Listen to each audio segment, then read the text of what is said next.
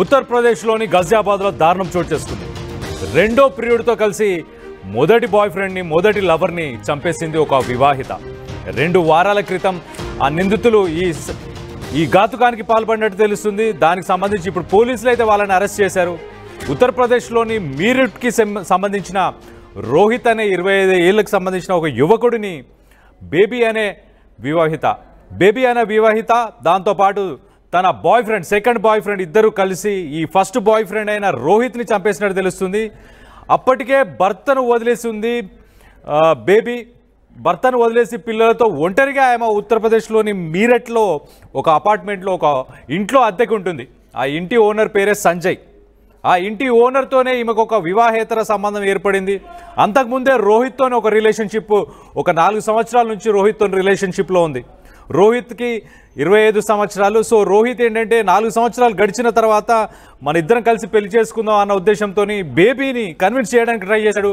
కానీ బేబీ మాత్రం second boy friend సంజయ్తో పకడ్బందీగా ఒక ప్లాన్ చేసింది. చాలా క్లియర్గా ప్లాన్ చేసి రోహిత్ వినట్లేదు, నన్ను పెళ్లి చేసుకొని ఫోర్స్ చేస్తున్నాడు, రోహిత్ని పెళ్లి చేసుకోవడం నాకు ఇష్టం లేదని చెప్పి సెకండ్ బాయ్ ఫ్రెండ్ సంజయ్కి చెప్పింది. సంజయ్ అలాగే బేబీ ఇద్దరు కలిసి రోహిత్ని చంపడానికి ప్లాన్ చేసినట్టు తెలుస్తుంది. సో చంపడానికి ప్లాన్ చేసి చంపేశారు. చంపేసిన తర్వాత 2 వారాల తర్వాత పోలీసులు దర్యాప్తు చేసి అక్కడ దగ్గరలో ఉన్న సీసీటీవీ ఫుటేజ్లు కానీ మిగతా అన్ని ఆధారాలని సేకరించిన తర్వాత ఆ నిందితులను పట్టుకున్నట్టు మనకు తెలుస్తుంది. ఆగస్టు 5న అర్ధరాత్రి ఒక నిర్మానుష్యమైన ఒక ప్రదేశంలోకి చంపేసిన తర్వాత రోహిత్ మృతదేహాన్ని అక్కడికి తీసుకెళ్లి పడేసినట్టు తెలుస్తుంది. పడేసి అక్కడి నుంచి పరారైపోయినట్టు తెలుస్తుంది.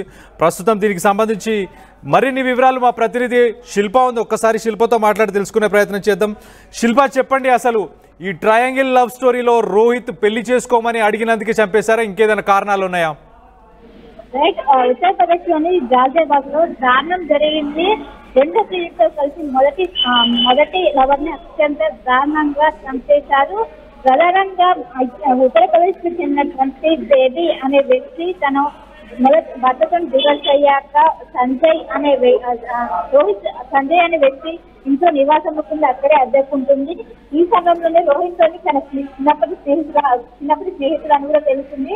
తనతోని సాన్నిహిత్యంగా ఉంటూ అది ఒకవైపు అక్రమ సంబంధం వరకు దారి తీసింది. వాళ్ళు చాలా చనువుగా ఉంటే మంచి చెడులు కూడా ఒకవైపు రోహిత్ ఎప్పుడు కూడా చూసుకుంటే ఈ సమయంలోనే తన ఇంటి ఓనర్ అయినటువంటి వ్యక్తితో కూడా ఒకవైపు ఎవ్రీ టైం ఇద్దరితో కూడా ఎఫ్ఐఆర్ పెట్టుకుంది. ఈ సమయంలోనే రోహిత్ పెళ్లి చేసుకోవాలని ఒకవైపు ఒత్తిడి చేయడంతో ఏ విధంగా నేను అడ్డు తొలగించుకోవాలంటూ కూడా ఎవరైతే ఇప్పుడున్నటువంటి ప్రజెంట్ లవర్తోని ఇద్దరు కూడా ప్లాన్ వేశారు. పక్కా ప్లాన్ ప్రకారం ఆగస్టు 5న ఒకవైపు చంపేసిన అనంతరం ఈ రిక్షా బుక్ చేసుకొని ఒకవైపు ఈ రిక్షా నుండి కూడా దూరం ఏదైతే నిర్మానుష్య ప్రాంతానికి వెళ్ళి బాటిని కూడా పడేసినట్లు కూడా తెలుస్తుంది. దీనికి ప్రధానంగా అక్కడ ఆ రిక్షా డ్రైవర్ ఎందుకు ఏమైందని కూడా అడిగినాక మా దగ్గర స్నేహితులు అపస్మారక స్థితిలో ఉన్నారు, ఆస్తులో తీసుకెళ్లాలని ఆయన నమ్మజెప్పిన అనంతరం అక్కడ ఉన్నటువంటి ఏదైతే డెడ్ బాడీని అక్కడ ఉన్నటువంటి స్థానికులు గమనించారు. వెంటనే పోలీసులకు ఇన్ఫర్మేషన్ ఇవ్వడం మొదట సహజంగా జరిగింది, సహజంగా సహజ మరణం అన్నట్టుగా పోలీసులు గుర్తించారు. కానీ అనంతరం పోస్ట్ మార్టం నిర్వహించాక ఒకవైపు గొంతు పైన కత్తితో వచ్చినట్లు కూడా పోలీసులు గుర్తించడంతో దీనికి సంబంధించి రోహిత్కి సంబంధించిన మొత్తం కూడా వెతకడం ప్రారంభించారు. ఈ సమయంలోనే తన బేబీతోని సంబంధం ఉంది. బేబీ పలుసార్లు హత్య చేసినట్లు గుర్తించారు. ఒకవైపు కేవలం పెళ్లి చేసుకోవాలని ఒత్తిడి చేసినందుకే ఇదంతా పన్నాగం పన్నది కూడా ఇప్పటికే పోలీసులు గుర్తించారు. ఇప్పటికే ఒకవైపు బేబీని అదేవిధంగా బేబీ లవర్ని కూడా పోలీసులు అదుపులోకి తీసుకొని ప్రస్తుతం అయితే కేసు నమోదు చేసినట్టు కూడా తెలిసింది. దీనికి ప్రధాన కారణం కేవలం రోహిత్ పెళ్లి చేసుకోమని అడగటమే దీనికి ప్రధాన కారణంగా కూడా తెలిసింది. ఎందుకంటే ఇప్పటికే ఇంటి ఓనర్ అయినటువంటి సంజయ్కి ఆల్రెడీ అక్రమ సంబంధం పెట్టుకున్న పెళ్లి ఇప్పుడు రోహిత్ పెళ్లి చేసుకుని ఇష్టం లేకనే కానీ అడ్డు తొలగించుకోవాలంటూ కూడా ఇదంతా పన్నాగం చేసినట్టు కూడా పోలీసుల ముందైతే నేరం అంగీకరించారు. కేవలం అక్కడున్నటువంటి సీసీ కెమెరాలు కావచ్చు వాటిని కూడా స్వాధీనం చేసుకుని ప్రస్తుతం పోలీసులు అయితే ఇన్వెస్టిగేట్ చేస్తున్నారు. Right Shilpa, thanks for the update. మనం చూస్తే కనుక మొదటి వివాహం వికటించింది. విఘటించిన తర్వాత సరే అని చెప్పేసి ఒక ప్లేస్లో ఉంటున్నప్పుడు వివాహేతర సంబంధం ఏర్పడింది రోహిత్తో అలా ఒక 4 సంవత్సరాలు గడుస్తున్న సమయంలో సంజయ్ ఇంటి ఓనర్ సంజయ్తో కూడా ఒక రిలేషన్షిప్ డెవలప్ అయింది.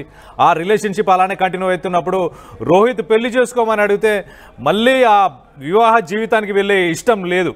అంటే ఇప్పుడు స్వేచ్ఛగా బాగానే ఉంది కదా, ఒక పక్కన ఓనర్ సంజయ్ సపోర్ట్ చేస్తున్నాడు, ఇంకో పక్కన రోహిత్ బాగానే ఉన్నాడు కదా, ఈ రిలేషన్ ఏదో బాగానే ఉన్నట్టు అనిపించింది బేబీ రోహిత్ పెళ్లి చేసుకోమని ప్రెషర్ చేస్తే బేబీ మాత్రం ఇది కరెక్ట్గా లేదు, నాకు ఆ ఫ్రీడమ్ ఉండకపోవచ్చు దాని తర్వాత అని చెప్పేసి బేబీ సంజయ్తో మాట్లాడింది. సంజయ్కి చెప్పింది రోహిత్ పెళ్లి చేసుకొని ఇబ్బంది పెడుతున్నాడు, ఏం చేద్దామని అంటే ఆ సంజయ్ అలాగే బేబీ ఇద్దరు కలిసి ప్లాన్ చేశారు. రోహిత్ని ఒకరోజు ఇంటికి రమ్మని చెప్పు అని చెప్పేసి సంజయ్ సజెస్ట్ చేసిన తర్వాత రోహిత్ని ఇంటికి పిలిచిన తర్వాత ఆయన ఇంటికి వచ్చిన తర్వాత ఆయన రాత్రి ఆయనని ఇద్దరు కలిసి ఒక దిండును పెట్టి ఆయనని శ్వాస ఆడకుండా చేసి చంపేసినట్టు తెలుస్తుంది. చంపేసిన తర్వాత అక్కడి నుంచి ఒక నిర్మానుష్యమైన ఒక ప్రదేశానికి తీసుకెళ్లే ప్రయత్నం చేశారు. అప్పుడు ఒక రిక్షాని బుక్ చేసుకున్నారు. రిక్షాలో కూడా మా స్నేహితుడు తనకు హెల్త్ బాగాలేదు అని చెప్పి ఆ రిక్షా అతనికి చెప్పి ఆ బాడీని ఆ మృతదేహాన్ని ఆ రిక్షాలో ఎక్కించుకొని ఒక ప్లేస్కు తీసుకెళ్ళిన తర్వాత అక్కడ దిగేసి